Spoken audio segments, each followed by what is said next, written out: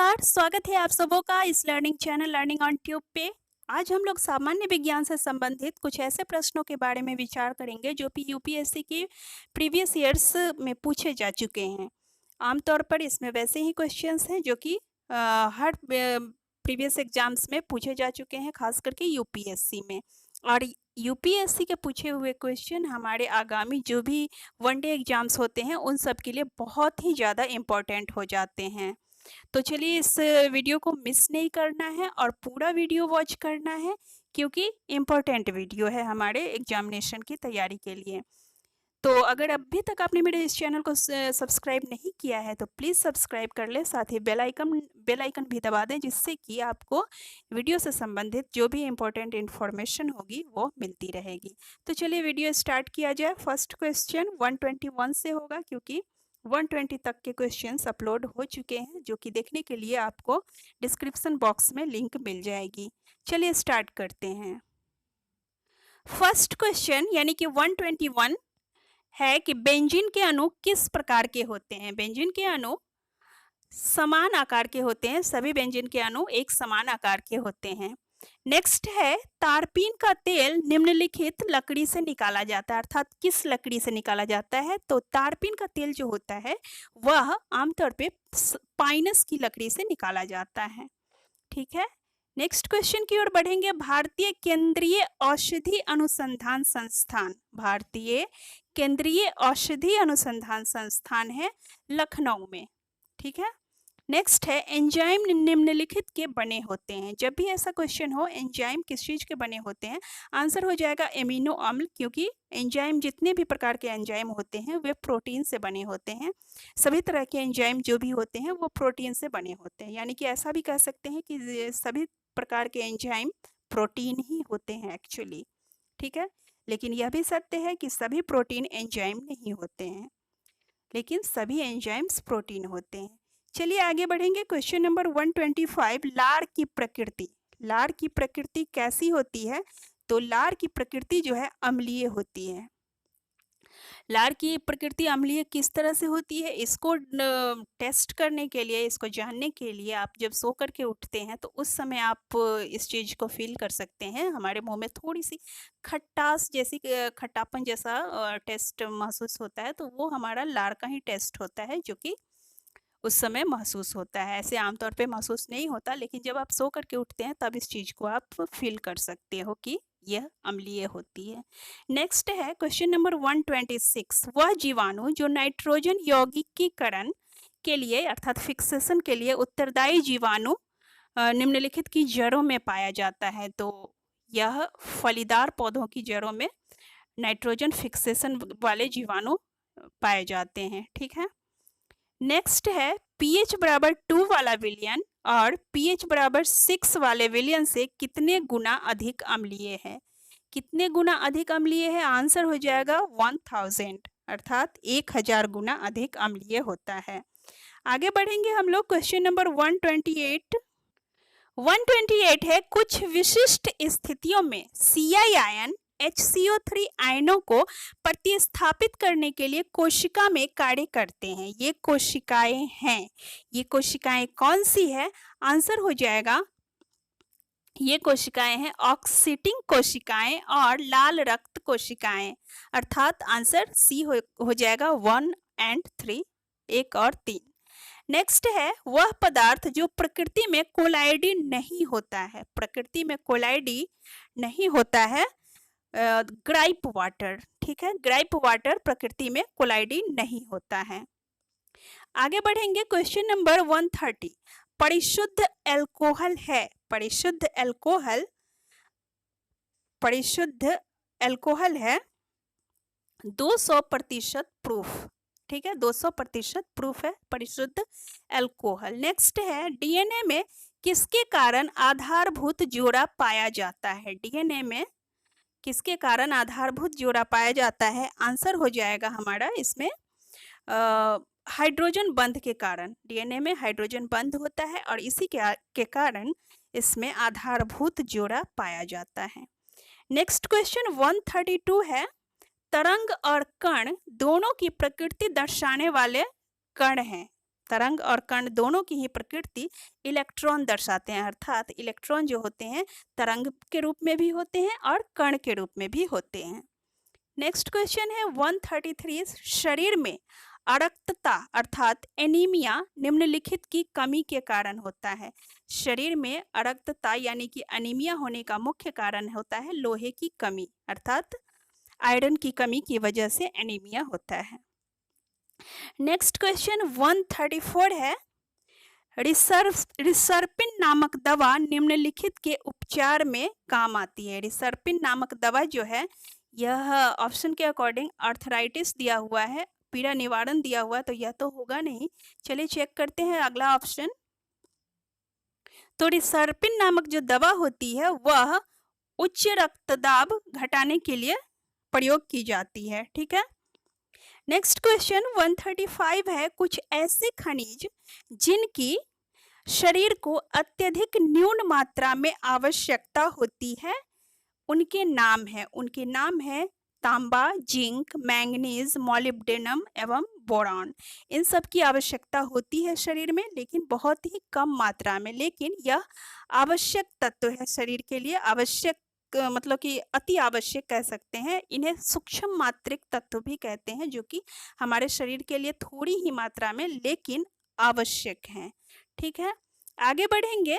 Question number 136, formalin विलयन है, formalin विलयन है, तो आंसर हो जाएगा 136 का फॉर्मल्डिहाइड, ठीक है, फॉर्मल्डिहाइड। फार्मेलिन विलयन है फॉर्मल्डिहाइड। नेक्स्ट क्वेश्चन, निम्नलिखित पदार्थों में से कौन सा कीटनाशक की तरह इस्तेमाल नहीं किया जा सकता? कीटनाशक की तरह इस्तेमाल गैमेक्सिन को नहीं कर सकते हैं। क्वेश्चन नंबर 138 है, अभ्रक का मुख्य उपयोग है। अभ्रक का क्या उपयोग है? तो अभ्रक का उपयोग जो मेनली होता है वह इस्पात के कारखाने में होता है, ठीक है। आगे बढ़ेंगे। क्वेश्चन नंबर 139, ग्रामीण विद्युतीकरण तथा घरेलू खाना पकाने के लिए सबसे उपयुक्त और सस्ता साधन है पवन चक्की। क्या है? पवन चक्की। नेक्स्ट क्वेश्चन 140 है, 140 नंबर क्वेश्चन, निम्नलिखित में साधारणतया इस्तेमाल होने वाली वस्तुओं में से कौन सी मिश्र धातु नहीं है? तो मिश्र धातु तांबा नहीं है, ठीक है, जो कि आमतौर पे इस्तेमाल होती है, यह मिश्र धातु नहीं है। बाकी इस्पात मिश्र धातु है, पीतल भी मिश्र धातु है और कांसा भी मिश्र धातु है, ठीक है। चलेंगे नेक्स्ट क्वेश्चन की ओर। नेक्स्ट क्वेश्चन 141 है, जल में वॉशिंग सोडा का घोल कहलाता है। जल में वॉशिंग सोडा का घोल जल में वॉशिंग सोडा का घोल अगर हम देखें तो यह क्षारीय घोल होता है। 1 मिनट, हाँ, क्षारीय होता है। नेक्स्ट है 142, निम्नलिखित पदार्थों में से विस्फोटक के रूप में काम आने वाला पदार्थ है। विस्फोटक के रूप में TNT को प्रयोग किया जाता है, तो यह विस्फोटक के रूप में काम आने वाला पदार्थ है। नेक्स्ट है 143, कंप्यूटर में IC चिप निम्नलिखित की बनी होती है। कंप्यूटर की जो IC चिप बनी होती है वह सिलिकॉन की बनी होती है, ठीक है। नेक्स्ट क्वेश्चन 144 है, 144, तत्व सेसियम, इसमें से सही ऑप्शन चुनने हैं हमें।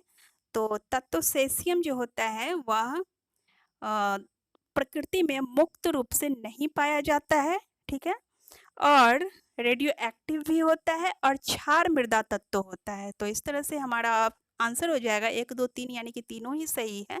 सही कथन चुनना है तो बी आंसर हो जाएगा, 1, 2, 3 सभी सही।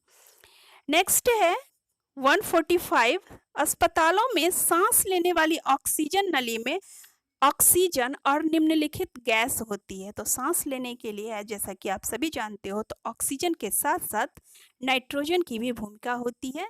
तो सांस लेने के लिए अस्पतालों में जो गैस प्रयोग की जाती है उसमें ऑक्सीजन के साथ साथ नाइट्रोजन भी मिक्स होती है।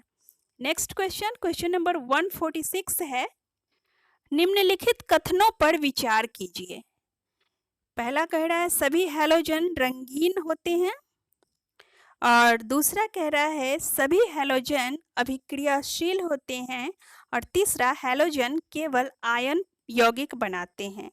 तो यहाँ पर सही कथन चुनना है, सभी हैलोजन रंगीन होते हैं ऑफ कोर्स, और सभी हैलोजन अभिक्रियाशील होते हैं, लेकिन हैलोजन केवल आयन यौगिक नहीं बनाते। तो इस तरह से हमारा आंसर 1 और 2 सही यानी कि बी हो जाएगा। ठीक है, next question, question number 147, acetyl salicylic अम्ल आमतौर पर निम्नलिखित काम में लाया जाता है। एसिटिल सैलिसिलिक एसिड जो होता है आमतौर पर इसका प्रयोग पीड़ाहर के रूप में किया जाता है। ठीक है, नेक्स्ट है प्रतिदीप्त नली अर्थात फ्लोरोसेंट ट्यूब में साधारणतया काम में लाए जाने वाले पदार्थ हैं। फ्लोरोसेंट ट्यूब में आमतौर पर जो प्रयोग किए जाते हैं वह होता है पारद वाष्प और आर्गन। ठीक है, पारे की वाष्प होती है और आर्गन होता है। नेक्स्ट है पृथ्वी की पपड़ी में एल्युमिनियम निम्नलिखित के रूप में पाया जाता है। तो भूपर्पटी में एल्युमिनियम बॉक्साइट के रूप में पाया जाता है। नेक्स्ट 150 कह रहा है आंत्र ज्वर के लिए सामान्यतः उपयोग की जाने वाली औषधि, आंत्र ज्वर में सामान्यतः जो औषधि प्रयोग की जाती है वह क्लोरोमाइसिटिन होती है, क्लोरोमाइसिटिन। ठीक है, नेक्स्ट क्वेश्चन चलेंगे 151, रेडियो कार्बन डेटिंग का इस्तेमाल निम्नलिखित की उम्र का अनुमान लगाने में किया जाता है। रेडियो कार्बन डेटिंग की पद्धति का इस्तेमाल किया जाता है आमतौर पर जीवाश्मों की उम्र का पता लगाने के लिए। नेक्स्ट 152, बंधों की सापेक्षिक शक्ति के संबंध में असत्य कथन। असत्य कथन क्या है बंधों के लिए? तो यहाँ पे जो गलत ऑप्शन है उसे ढूंढना है। गलत ऑप्शन हम देख रहे हैं कि सी, द्विबंध एकल बंध से दुर्बल होता है। तो द्विबंध कभी भी एकल बंध से दुर्बल नहीं हो सकता बल्कि मजबूत होता है। तो ये सी हमारा जो है यही आंसर हो जाएगा। और बाकी इधर देखते हैं, यहाँ पे सही, यहाँ पे तो असत्य चुनना था। तो सत्य कथन कौन कौन से हैं? तो सत्य कथन है पाई बंध सिग्मा बंध से दुर्बल होता है, तिहरा बंध दोहरे बंध से शक्तिशाली होता है, और समन्वित सहसंयोजक बंध से दुर्बल होता है। तो इस तरह से ए, बी और डी सही है और सी गलत है। तो सी आंसर हो जाएगा क्योंकि गलत ही चुनने को कहा जा रहा है। नेक्स्ट है 153, वायुमंडल में जलने में सहायता देने वाली गैस है। वायुमंडल में जलने में जो गैस सहायता करती है वह ऑक्सीजन होती है। मानव तंत्र में रोगों से लड़ने वाले पदार्थ एंटीबॉडी अर्थात प्रतिरक्षी कहलाते हैं। इन्हीं एंटीबॉडी की उपस्थिति से शरीर में इम्यूनिटी अर्थात इम्यून सिस्टम मजबूत रहता है, जिसकी वजह से रोगों से लड़ने की क्षमता हम में रह पाती है। नेक्स्ट है 155, निर्जलीकरण के दौरान शरीर से कम हो जाने वाला पदार्थ है। तो निर्जलीकरण अर्थात डिहाइड्रेशन के दौरान शरीर से सोडियम क्लोराइड की कमी हो जाती है, जिसकी वजह से कमजोरी का अनुभव होता है, चक्कर वगैरह आते हैं। तो आंसर हो जाएगा बी, सोडियम क्लोराइड। आग लगने तथा फैलने की सबसे कम संभावना निम्नलिखित पदार्थ में है। तो सबसे कम जो आग को लगने या फैलने से रोकता है वह होता है सूती। नाइलॉन से आग लगने की संभावना ज़्यादा होती है, नाइलॉन के कपड़ों में, टेरिकॉट में भी ज़्यादा और पॉलिएस्टर में भी ज़्यादा। तो सबसे कम जो होती है वो सूती में।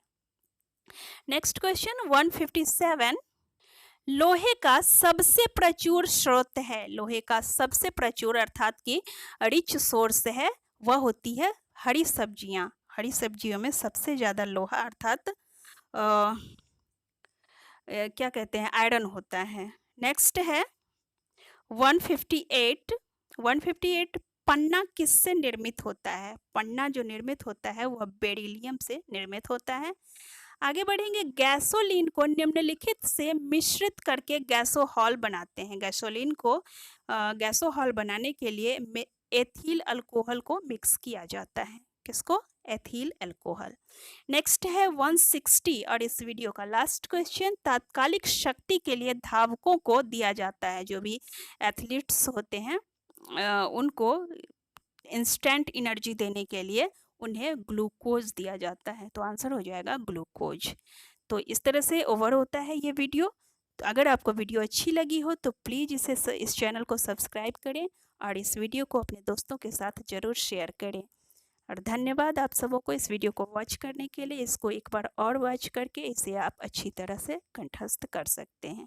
तो चलिए मिलते हैं एक नेक्स्ट वीडियो में, तब तक के लिए बाय बाय।